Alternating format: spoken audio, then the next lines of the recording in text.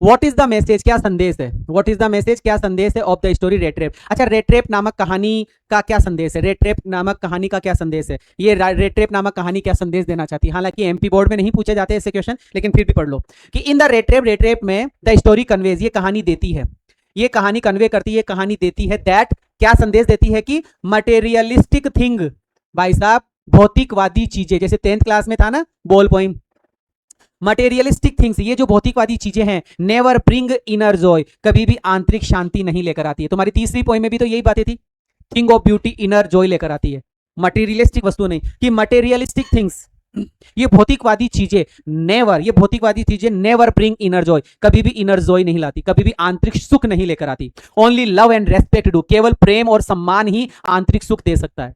Only love and respect, only love and respect do, केवल love और respect ही हमें आंतरिक सुख दे सकता है।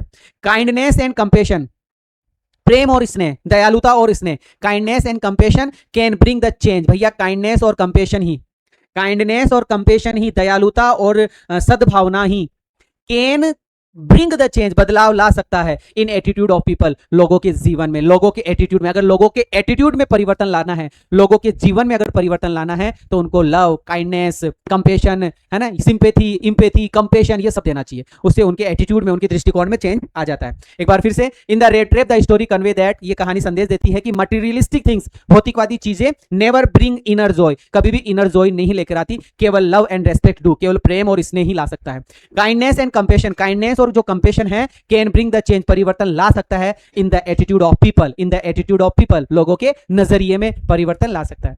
Like share subscribe.